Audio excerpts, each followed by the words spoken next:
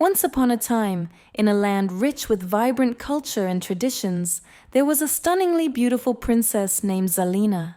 She was the cherished only daughter of the great king Ajani, whose kingdom thrived under his wise and just rule. Zalina was adored by her people for her grace and benevolence.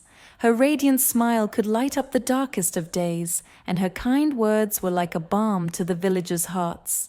They marveled at how she could make even the most common villager feel like the most important person in the world.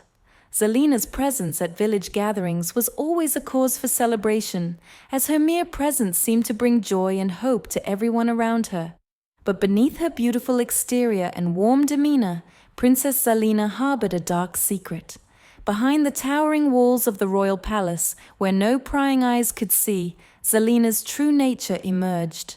The same princess who could melt hearts with her kindness turned into a tyrant with her palace servants. They lived in constant fear of her unpredictable wrath, suffering in silence as they dared not reveal the horrors they faced to anyone outside the palace walls. Zalina had mastered the art of deception, presenting a facade of angelic grace to the world while ruling with an iron fist in private. One fateful evening, after spending the day charming the villagers with her benevolence, Princess Zalina returned to the palace. As the grand doors closed behind her, the mask of kindness fell away, revealing a face twisted with cruelty and entitlement. Exhausted and famished, she bellowed at her maids to bring her dinner immediately. The servants, already trembling with fear, scrambled to fulfill her demands, knowing all too well the consequences of any delay or mistake. As the story of Princess Zalina unfolds, it becomes a tale of stark contrasts, of light and darkness, of love and fear. It's a reminder that not all is as it seems, and even the brightest smiles can hide the darkest hearts. One evening, Princess Zalina returned to the palace after a long day spent charming the villagers. Her exterior was one of radiant beauty and kindness, but as soon as she crossed the threshold of her luxurious chambers, her demeanor shifted. Exhausted and ravenous, she screamed for her maids to bring her dinner immediately. The servants, who had grown accustomed to her unpredictable wrath, scrambled to comply. They hurriedly prepared a lavish feast and presented it to her, hoping to avoid her anger. Zalina, without a second thought, began devouring the food, only to realize it was scalding hot. Fury ignited within her, and she summoned the maids with a sharp, commanding voice. "How dare you serve me food that burns my mouth?" she bellowed. In her rage, she forced the maids to eat the scorching food themselves. Tears streamed down their faces as they obeyed, their tongues and throats burning with each painful bite. But Zalina's cruelty didn't end there. With a twisted smile, she handed them raw pears and ordered them to eat. The maids, already suffering from the hot food, winced as the acidic fruit exacerbated their pain. Zalina watched with satisfaction, feeling a perverse sense of power over those who served her. This routine of torment had become all too common within the palace walls. The next morning, as sunlight filtered through the grand windows of the throne room, King Ajani summoned his daughter. He had news that filled him with pride and hope. "Zalina," he began, "the villagers wish to honor you with the title of the most prestigious maiden. This title is not just an honor. It will attract the wealthiest and most powerful princes from neighboring kingdoms, all vying for your hand in marriage." Zalina's heart swelled with pride. She envisioned a future of unimaginable luxury and power, far beyond her current status. Eager to secure her prestigious title, Zalina spent more time among the villagers, her charm and benevolence in full display.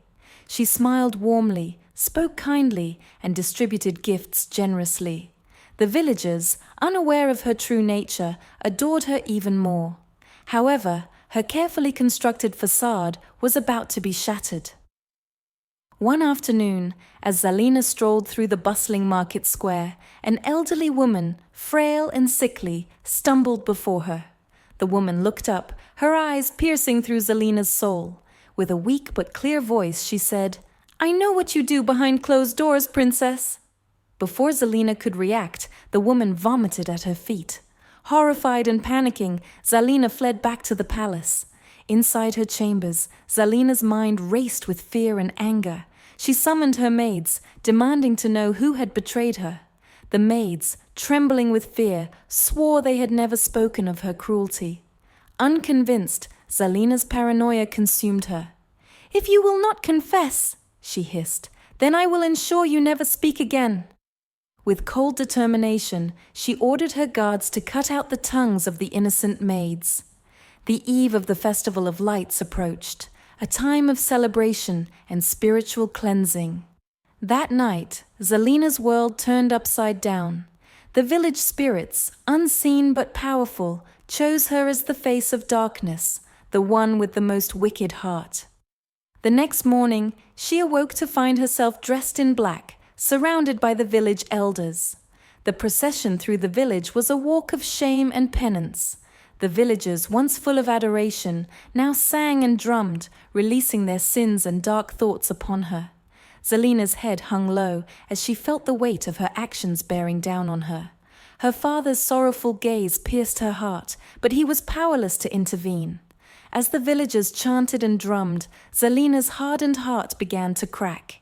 Each step, each beat of the drum was a reminder of her cruelty. She reflected on her actions, realizing the depth of her wickedness. The ritual that was meant to cleanse the village began to cleanse her soul as well. By the end of the day, Zalina was taken to an isolated hut at the edge of the village. She was to live there alone for a year, stripped of her title, reflecting on her sins. The once proud princess now lived as a commoner, doing everything herself and experiencing the hardships she had once inflicted on others. The year of isolation was a time of profound transformation for Zalina. Living as a commoner, she faced the daily struggles and hardships she had once inflicted upon her servants. She learned to cook, clean, and tend to her own needs, tasks she had never imagined doing before. Each day was a humbling experience, and slowly but surely, the layers of her arrogance and cruelty began to peel away. As the year drew to a close, Zalina was summoned back to the village. Her heart raced with a mixture of fear and hope. She had changed, she knew that, but would the villagers and the spirits believe it? The village elders decreed that she had one final task to complete to prove her redemption. She had to find a man willing to drink her urine, a symbolic act to cleanse her sins and vouch for her genuine transformation. This man would also have to marry her, binding them together and ensuring she remained on the path of righteousness. Zalina stood before the assembled villagers, her heart pounding. She pleaded for someone to come forward, but the men looked at her with disgust and disdain. The humiliation was unbearable, and Zalina's eyes filled with tears as she bowed her head, thinking all hope was lost. The crowd murmured, and laughter echoed around her, each sound a dagger to her already fragile spirit. Just as she was about to give up, a young man stepped forward from the crowd. His name was Kofi, a humble hunter known for his bravery and kindness. The villagers gasped in shock as Kofi declared his willingness to perform the humiliating task. Zalina's eyes widened in disbelief as Kofi walked up to her, his expression calm and resolute. "I believe in second chances," he said softly, looking into Zalina's eyes. "If you truly have changed, I will stand by you." Ignoring the jeers and whispers of the crowd, Kofi drank the urine without hesitation. The village elders, moved by his bravery and selflessness, declared that the spirits were appeased.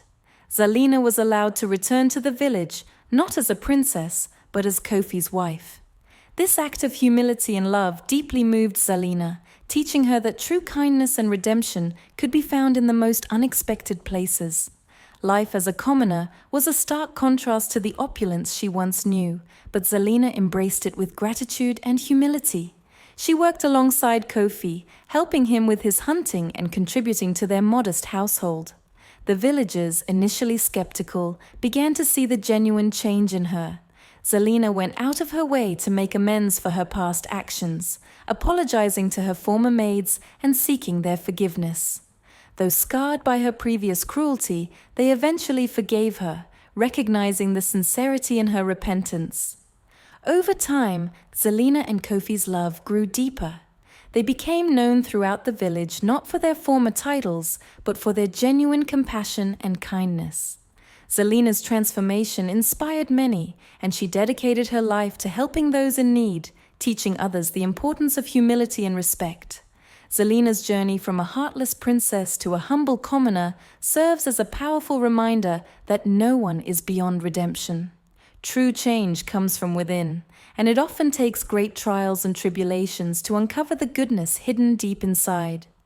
Zelina's story teaches us to treat others with kindness and respect, regardless of our status or power, for we never know what the future holds or how our actions might be judged. As the sun set over the village, Zelina and Kofi stood hand in hand, looking out over the fields. They had faced immense challenges, but together they had found true happiness. Their love was a testament to the power of redemption and the enduring strength of the human spirit. The lesson from Zelina's story is clear. Never look down on others or treat people unjustly because you believe you have the power to do so. Always be kind to those you meet, for you never know what the future holds. Nothing in life remains hidden forever, so think twice before you act. I hope you enjoyed this story. If you did, please subscribe and leave a comment. It helps our channel grow. See you in our next story. Goodbye.